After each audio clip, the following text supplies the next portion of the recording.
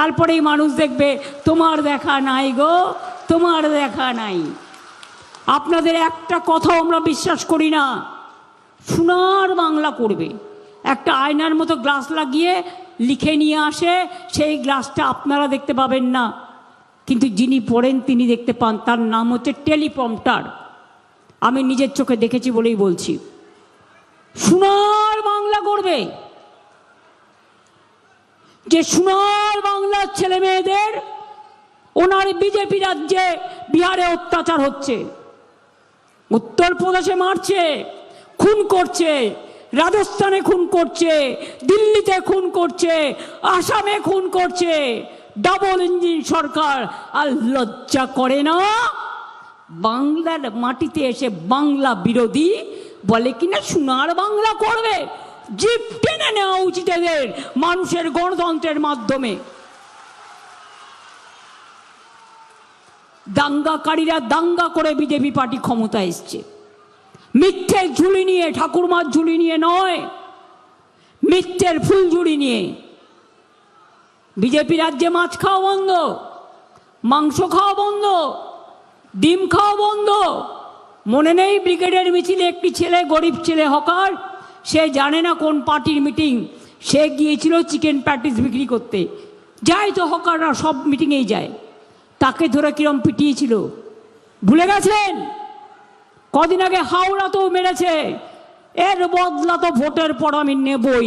কারা মেরেছে আর কত বড় সাহস, আইনত অ্যাকশন নেব।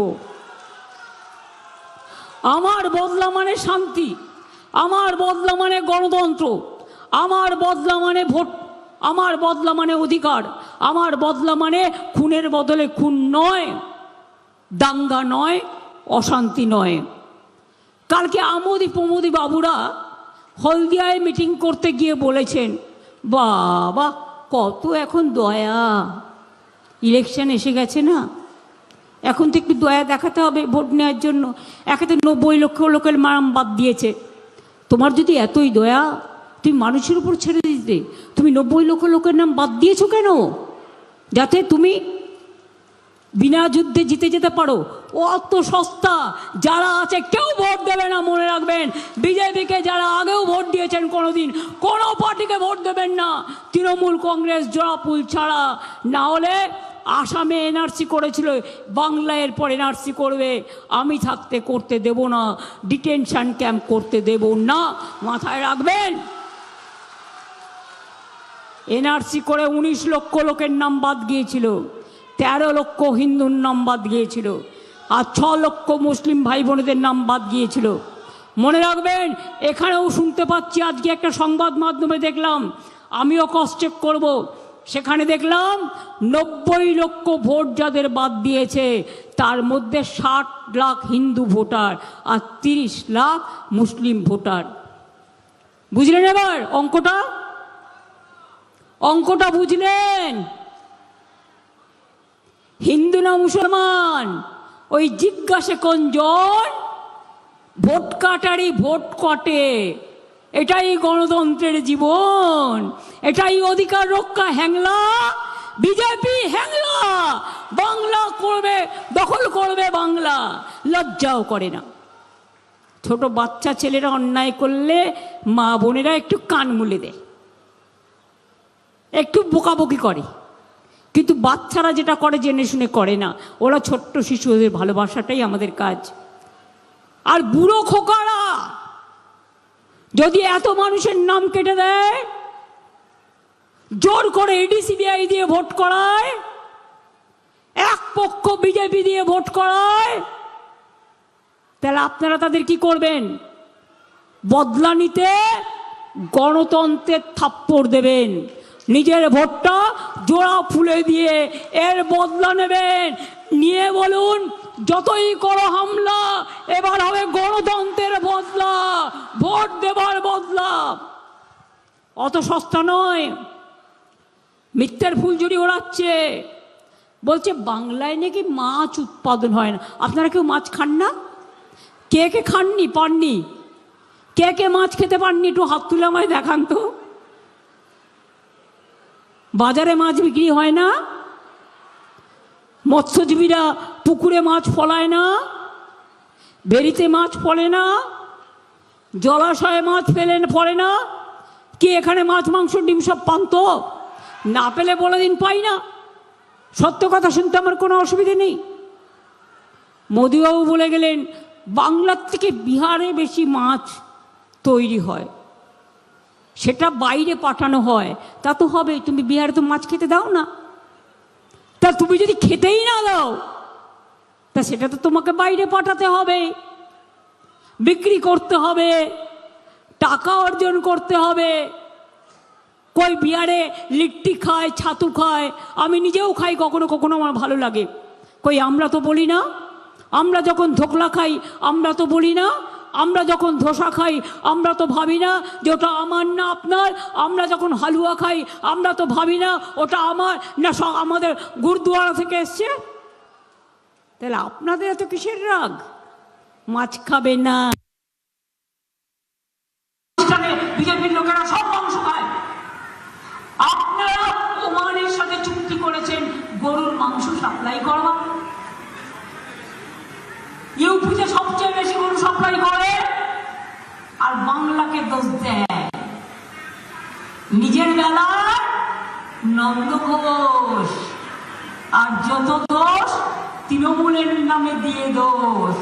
নিজে হয়েছে মিথ্যের ফুলঝুরির নন্দ ঘোষ। মানে বাংলায় নাকি মাছ উৎপাদন বৃদ্ধি পায়নি।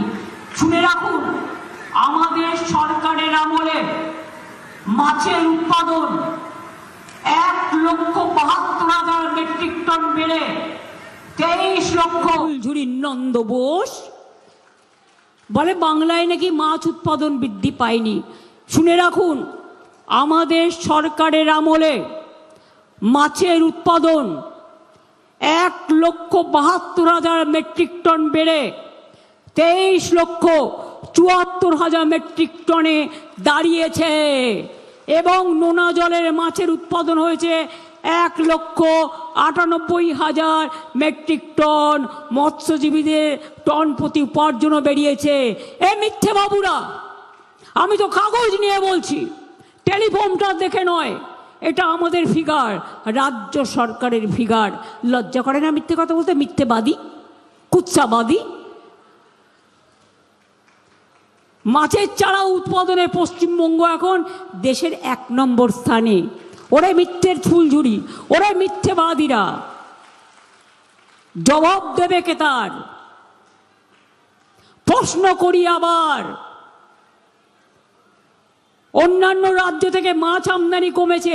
আগে সব হায়দ্রাবাদ থেকে বড় মাছ আসতো, কারণ আমাদের লোকেরা একটু ছোট মাছ কিনে খেয়ে তাড়াতাড়ি পুকুর থেকে তুলে খেয়ে নেয়।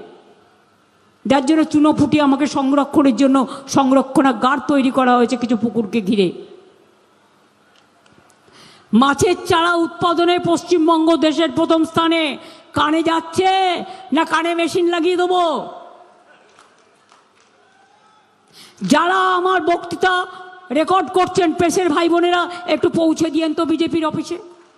চ্যালেঞ্জ রইল। হ্যাচারিগুলোতে আধুনিক মডার্নাইজেশন করা হয়েছে। চারা উৎপাদন 2,609 কৌটিতে পৌঁছেছে। অন্যান্য রাজ্য থেকে মাছ আমদানি কমেছে। আমাদের সময়ে 1,12,000 মেট্রিক টন থেকে 1,02,000 মেট্রিক টন। কারণ তারাও বিক্রি করতে চায়, এখন আমরা নিজেরাই উৎপাদন করি। আগে এখানে ডিম উৎপাদনের হার সবটা আসতো হায়দ্রাবাদ থেকে, এখন আমরা 90% এখানে উৎপাদন করি। আমরা বলি ওরে অর্ধশিক্ষিত দল, অর্ধশিক্ষিতের দল এবং অত্যাচারী দল, জেনে রাখো ইলিশ মাছ আগে ওপার থেকে না এলে আমরা পেতাম না। আমরা 2013 সালে ইলিশ মাছের বীজ বপন করা শুরু করি, কারণ আমরা রিসার্চ সেন্টার ডায়মন্ড হারবারে তৈরি করেছি। তাই আজকে বাংলায় ইলিশ মাছের জন্য কোনো হাহাকার নেই, সবাই ইলিশ মাছ পায়। তাহলে বুঝতে পারছেন? এবং অন্যান্য রাজ্যে আমরা আবার রপ্তানিও করি, বাইরে পাঠায় এই মিথ্যাবাদীর দল। শুনে নাও ভালো করে, কান খাড়া করে শোনো। কানে কানে শোনো, চোখে চোখে কথা বলো, মুখে তুমি বলো না। আমি বলি কানে কানে শুনে নিও, মিথ্যে কথা বলো না। অন্যান্য রাজ্য থেকে, আমাদের রাজ্য থেকে আমদানির থেকে ৭৪,০০০ টন বেশি রপ্তানি হয়েছে। বৈদেশিক রপ্তানিও হয়েছে ১,৪৫,০০০ মেট্রিক টন।